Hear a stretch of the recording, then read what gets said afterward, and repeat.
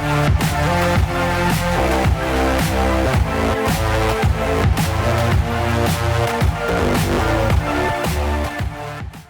and welcome back to another edition of the MCR. My name is Mac.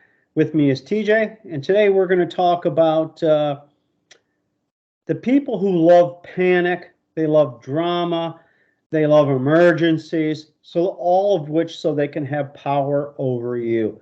I happened to be listening to Dennis Prager, and he was talking about the catastrophic rains and from the hurricane. I don't know if they call it a hurricane when it's in the Pacific. I thought it was called a typhoon, but I could be wrong about that.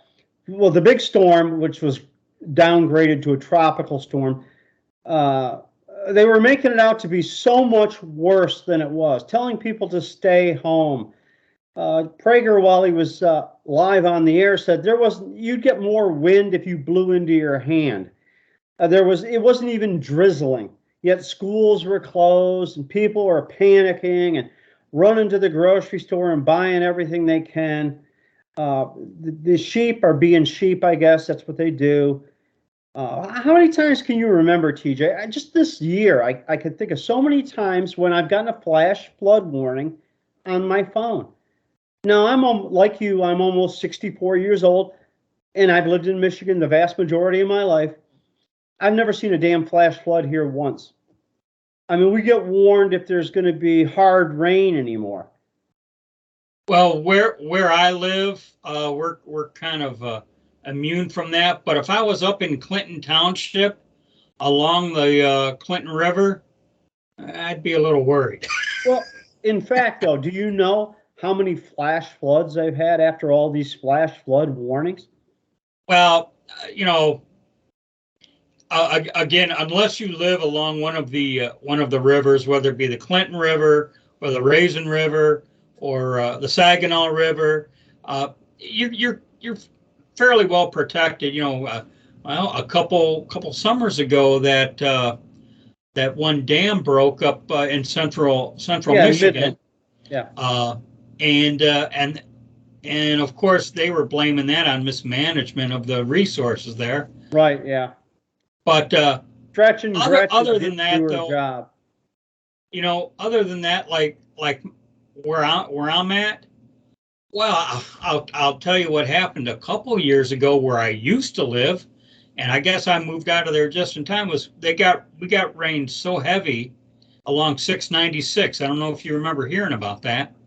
Along 696, the rains were so heavy, the sewers couldn't handle it all, and all the houses along the 696 corridor in the Warren area, their basements flooded. But that was a one-time deal, I would tell you. Yeah, you get what they call 100-year rains, which come every 100 years. So there's always that.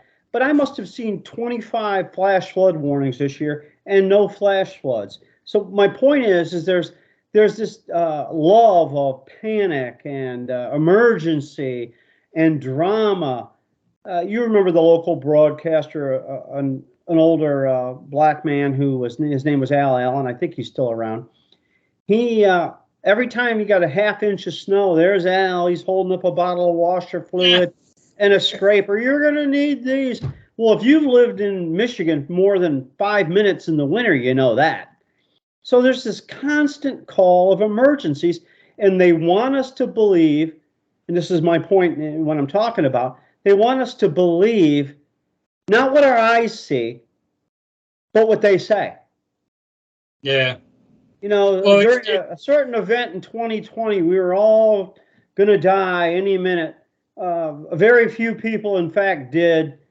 But, there was a great emergency, and they were working hard to keep us safe, which was all BS, every bit of it. We all know it. We know what the purpose of it was. And they accomplished that purpose by getting a derelict old fool elected president based on the fact that you couldn't go to the polls and vote because it was so dangerous. Yeah. And this is just the way we're doing things now. They're already predicting this fall there's going to be another incident, medical incident that's going to have us all scrambling and putting on our face diapers again, yada, yada, yada.